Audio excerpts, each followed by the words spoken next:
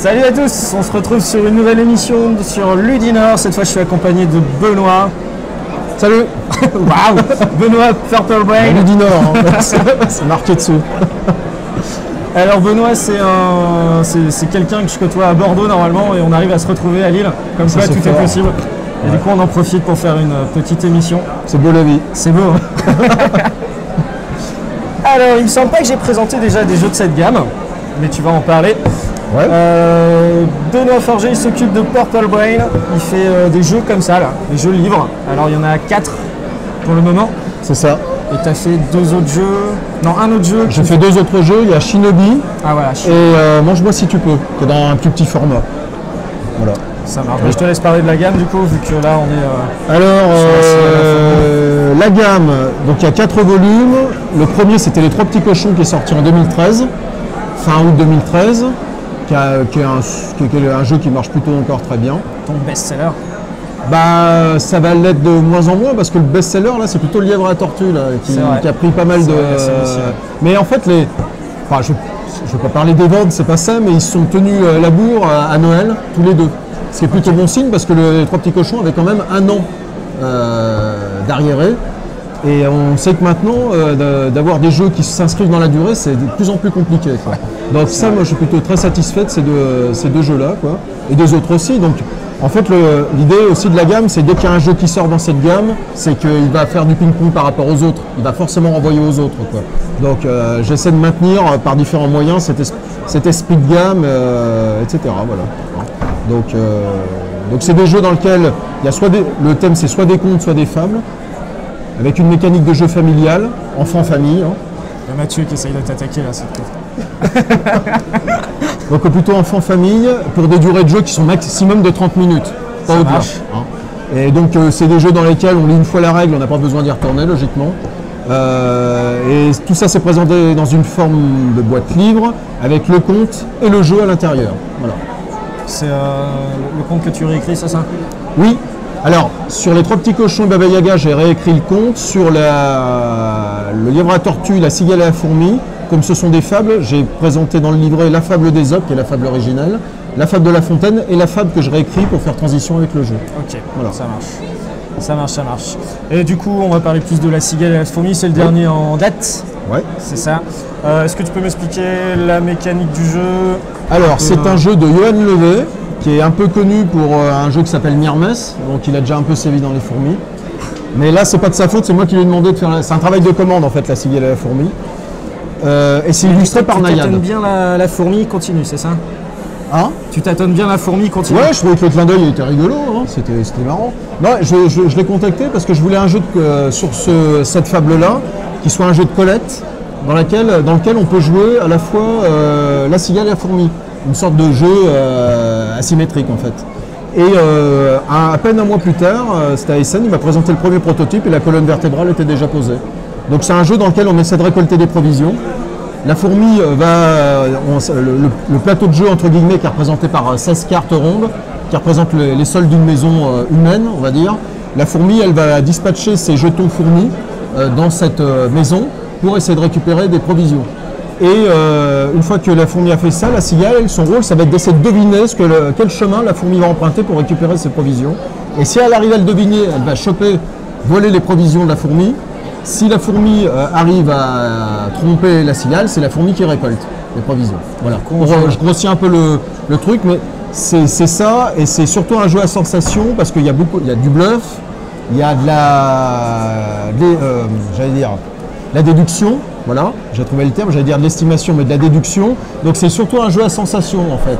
Parce que quand on bluffe, on essaie vraiment d'être trop gourmand et que ça passe, on saute au plafond. Ouais. Et quand on a la cigale et qu'on arrive à gauler la fourmi, là c'est. Donc c'est la retranscription, l'esprit du conte, il est assez respecté dans cette idée-là.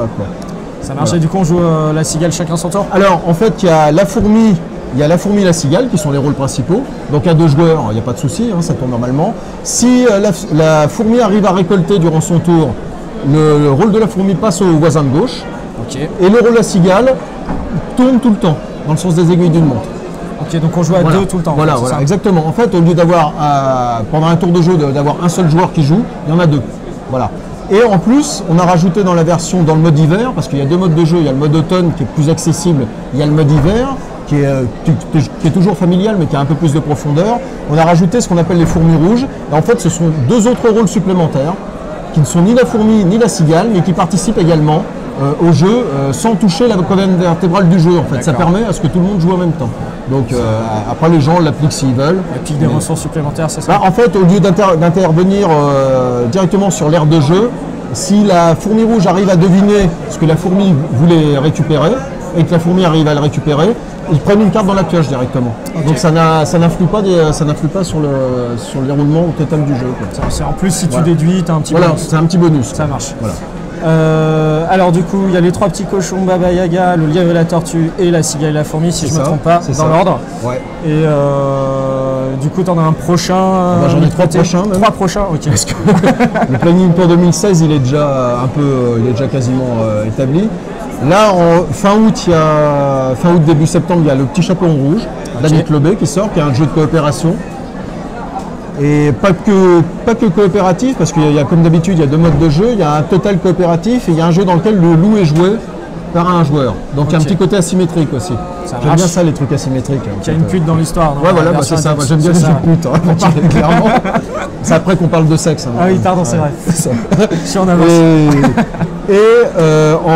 Normalement à Cannes 2016, il y a le joueur de flûte qui sort, là qui est vraiment un gros jeu de pute. Alors, carabiné, mais simple, mais voilà, la flûte, c'est pas du pipeau, pas mal, bon, bref. Et normalement, fin août, début septembre 2016, il y aura Jack et leur éco magique, qui est un jeu d'empilement de dés, donc d'équilibre et prise de risque. Voilà. Ok, ça marche. Voilà. Et en fait, le haricot sera représenté par les dés qui seront empilés au fur et à mesure. Mais ça peut voilà, exactement, c'est ça. C'est rigolo ça. Et j'ai d'autres projets en cours, mais pour l'instant c'est trop tôt parce qu'ils sont encore en développement, il n'y a rien de fait, etc. Là, c'est vraiment les projets qui sont sûrs. Et du coup, mis à part cette gamme, tu as fait Shinobi Wata et Mange-moi si tu peux. Et tu en as d'autres de prévus? Alors, non pas pour l'instant, parce que ce que j'essaie de faire, c'est de me resserrer sur ce qui fait l'identité de ma maison d'édition, à savoir la boîte en forme de livre. Donc je suis en train de réfléchir à d'autres moyens de développer ça, sur d'autres catégories de jeux, plus ou moins à voir en termes de difficulté, on verra. Donc j'ai pas mal d'idées dans ce sens-là, mais c'est trop tôt. Les one-shots, Shinobi, là, bientôt il n'y en aura plus, mais il n'y aura pas de retirage. Ça marche. Donc parce que j'ai pas envie de contribuer à ce que tout le monde soit noyé sous l'afflux de jeu, et puis que Shinobi s'est bien vendu. Si je le retirais, il vendrait moins bien, ça deviendrait un ventre mou, et je suis pas. Peut-être qu'il ressortira un moment sous une autre forme. Mais pour l'instant, il va s'arrêter dans cette forme-là. Moi, je vois si tu peux, comme il est rallié un peu au monde du conte, c'est pas qu'il est dans la gamme, mais il fait quand même partie de l'identité éditoriale de Purple Brain. Donc, ça marche. Et puis, il a tout à fait sa place aussi. Donc ça, on continue de le faire. Donc voilà. Mais des sorties de gamme, je vais plutôt me consacrer à ce que je sais faire de mieux. Ça. Voilà. Ok. Non, voilà. Non, bah, je suis tout seul, on n'est jamais vraiment tout seul, mais en termes dans ma maison d'édition, je suis tout seul. Donc il faut que je consacre mon énergie, il faut que j'optimise en fait. Ouais. C'est ça. Voilà. Ok, donc là tu pars à fond sur les comptes. Oui, puis ça marche bien, la gamme s'est bien installée, quoi. Donc, si je me trompe pas, tu en as traduit notamment les trois petits cochons dans pas mal de langues. Ouais, on a 10 langues dans les trois petits cochons, et je crois que Baba Yaga en a 6 langues, mine de rien. Le livre à tortue, on doit être à peut-être 6-7 langues, je sais plus. Et là, il y en a en cours en fait, quoi, parce que le livre à tortue, il est sorti que fin août dernier, quoi, donc l'accélération, elle a été notable. Et là, sur la cigale à la fourmi, là, il y a eu 3 langues au départ, il y en a une ou deux qui sont en train de se greffer, là. Donc c'est plutôt bien, je suis content. Ouais, c'est pas mal. Après, langue, c'est pas synonyme de succès, c'est-à-dire que le jeu a plu à des partenaires étrangers, maintenant il faut qu'ils les vendent. Il faut relativiser, mais bon, c'est quand même intéressant, il y a une confiance qui s'est vraiment instaurée dans la gamme auprès des partenaires étrangers, parce qu'il y en a qui suivent la gamme désormais, donc voilà. Quoi. Okay. C'est plutôt une bonne nouvelle pour toi. Oui, c'est cool.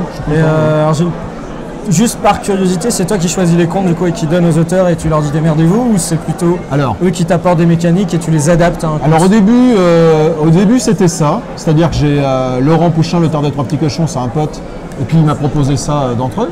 Donc le thème y était déjà. Ouais. Baba Yaga, c'est particulier parce que c'est un jeu que j'avais connu sur le Trophée Flip moi, en 2010. Et Jérémy l'avait présenté, il avait gagné le trophée créateur pour enfants. Et ça s'appelait la Rébellion des Pandas. Donc, rien à voir avec la choucroute. Et en fait, il me l'a représenté quand j'ai monté ma boîte. Il m'a dit oh, bah, tiens, j'ai fait un jeu. Il ne savait pas que j'allais faire les jeux sur les comptes. Il me dit tiens, j'ai rethématisé sur Baba Yaga. Je dis bah ouais, Et donc j'ai essayé le jeu, puis le jeu m'avait vraiment plu, puis on est parti là-dessus. Okay.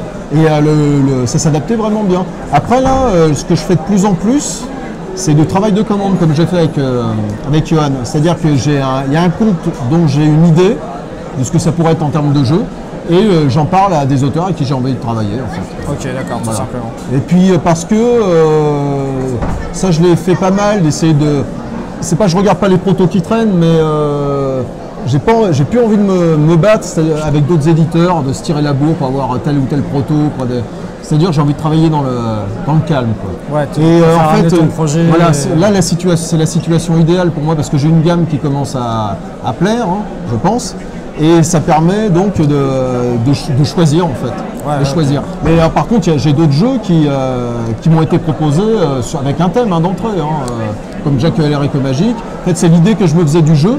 Je voulais un jeu d'équilibre et l'auteur m'a présenté ça en fait. Okay. Et il était loin d'être fini le jeu, mais comme ça correspondait exactement à ce que je voulais faire, je me suis dit on a le temps de le développer. Je l'ai signé et puis voilà. Donc, ok, ça marche. Voilà. Ok. Bah écoute, merci beaucoup d'être venu. Merci à vous. Je te souhaite bon courage pour la suite de ton aventure. On va pas parler de sexe biblique. Non, ça c'est après, c'est en dehors. C'est un peu décevant quand même. C'est une autre vidéo. Celle-ci, elle sera sur YouTube. D'accord. Et la prochaine, ce sera YouPorn. Ah ouais, voilà, d'accord. Les 3 petites cochonnes. Voilà, exactement. C'est ça. Ok. Bah merci beaucoup. Bah, merci. À la prochaine. Salut. Ciao.